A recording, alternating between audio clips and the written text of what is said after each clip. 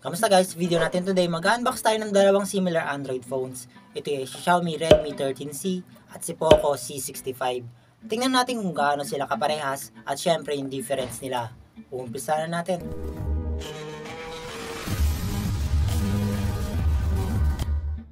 Sa memory variant itong dalawa ranging from 4GB RAM up to 8GB na RAM.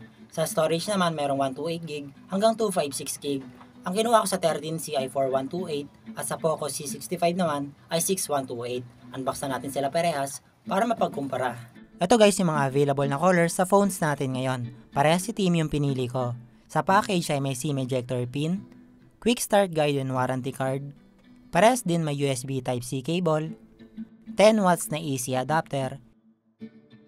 Nakala ko may laman pa yung nakaumbok sa box niya pero wala na pala. Kapag bibili kayo nito guys, bilan nyo na rin na hiwalay na casing and tempered glass. Parehas lang naman sila ng sukat. Etong phones pala natin ngayon ay pwedeng may NFC. Double check nyo na lang sa seller lalo na kung kailangan nyo yung ganun na function. And sa parts ng phone ay parehas na sa kanan yung volume buttons and power button with fingerprint sensor yan. Sa left side naman ay dual SIM plus SD card ang pwedeng malagyan. Sa top side ay earphone 3.5mm jack and sa bottom side ng phone ay andito yung speaker, Type-C port, and microphone. Nasa likod naman guys yung 50MP main camera and flashlight ng phone. Astig tingnan itong dalawang phones natin sa likod, plastic back panel pero may glitter effect na bumagay sa kanila. And mas emphasize yung icon ng Poco dito sa likod kumpara dun sa 13C natin. Next naman guys, start na natin yung Android para ma-check natin yung kompletong specs at malagyan na natin ng games. Ayun guys, na-setup ko na at sobrang smooth nila dahil na rin naka 90Hz refresh rate to sa 6.74-inch HD plus screen display. Android 13 ang operating system nila na may MIUI 14 or User's Interface niya.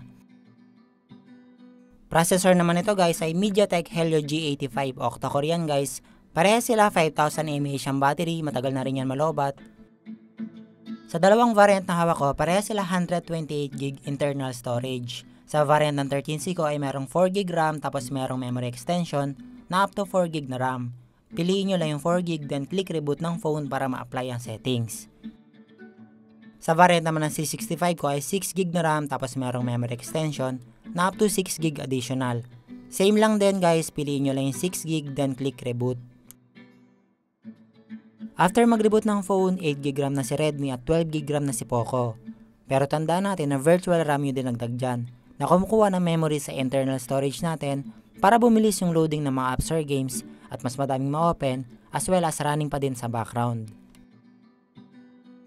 Bukod sa Google Play Store, merong Get Apps to mga phones natin. Basically, gallery lang din to para makapag-download ka ng apps or games, pero para sa akin, aside sa updating ng Xiaomi apps, mas maganda pa rin gumamit ng mismong Play Store. And ito naman guys, mga sample images and video captured na ating Xiaomi Redmi 13C at Poco C65.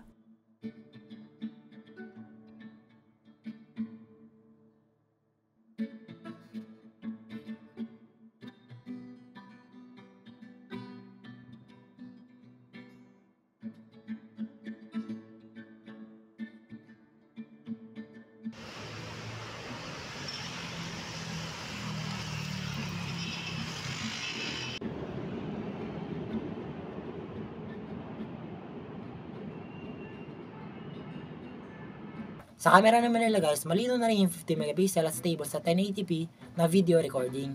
And since similar to equal lang yung camera quality nila, palagi ko same manufacturing lang or gawaan ng Xiaomi at Poco, kaya parehas lang din sila ng camera sensors at iba pang parts na installed sa phones natin.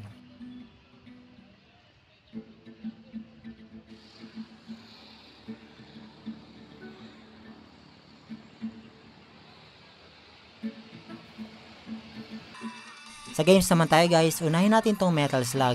Sobrang smooth ng graphics and controls kahit naka-manual aiming ako sa setting, kaya perfect na tong dalawang phones natin sa mga 2D games katulad nito.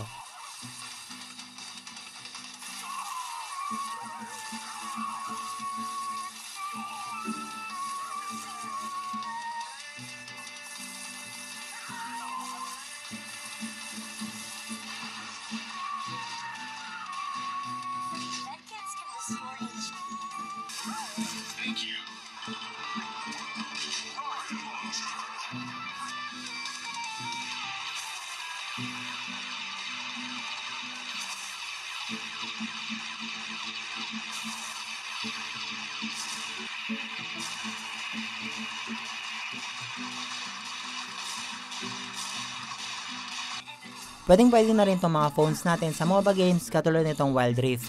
Dahil kayang-kayang high graphics up to 60 FPS, stable at smooth siya kaya swak na rin to pang rank games.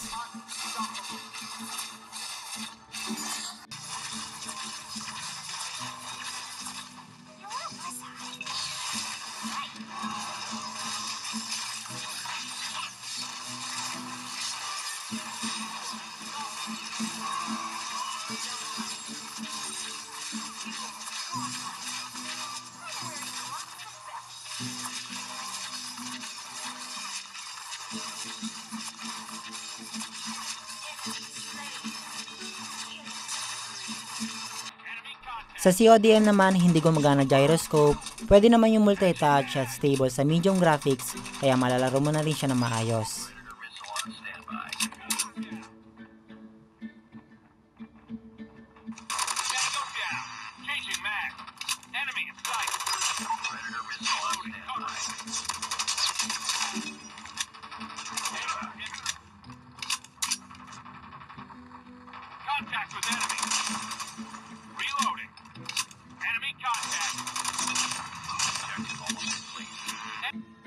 Sa RPG naman, unahin natin sa Diablo Immortal.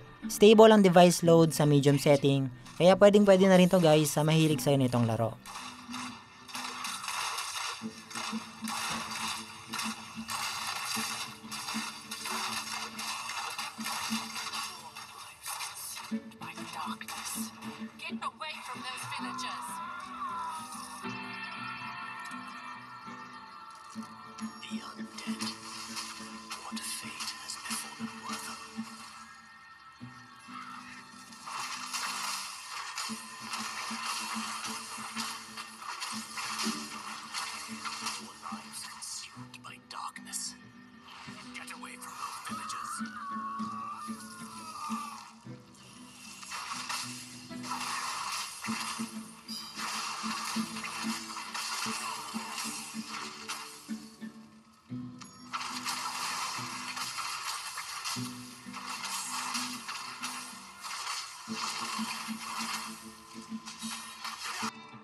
Isa pang RPG na HSR, kayang-kaya din sa medium setting pero napansin ko, mas malamig ng kaunti si 13C natin kumpara dun kay Poco.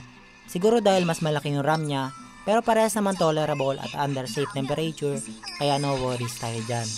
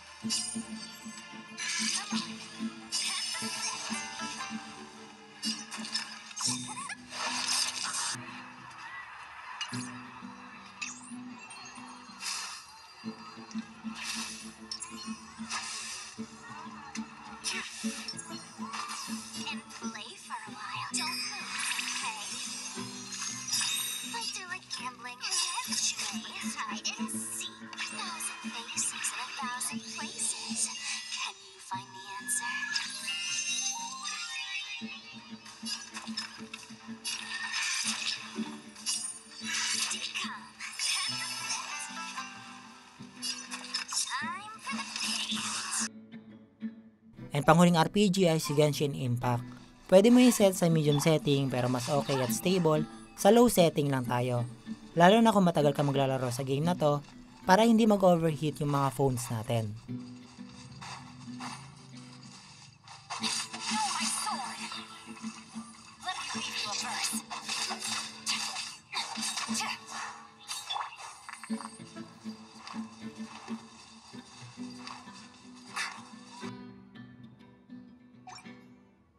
Come on, let's go bask in the sun a bit.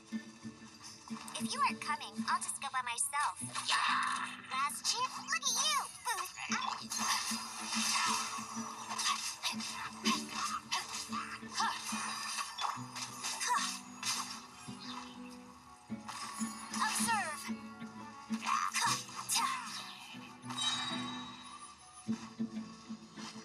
Strike is one. Flag fly. And step.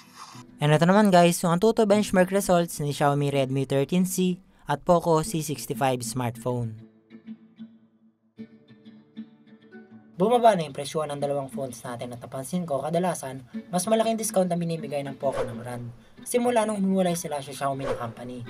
Kumbaga sa price per specs, mas mura yung Poco. Nasa choice nyo na lang guys kung either Xiaomi or Poco yung pipiliin nyo. Pero para sa akin, mas gusto ko yung Xiaomi na brand. Dahil marami na ako nakawakan na Xiaomi phones at wala naman ako na-encounter ng mga major issues kahit yung mga old model na pwede install ng mga custom ROMs. Pero parehas sila sulit at parehas din malakas. And salamat guys sa panonood. Huwag kalimutan mag-subscribe, like, and follow para mapanood nyo agad yung susunod nating comparisons ng mga Android phones.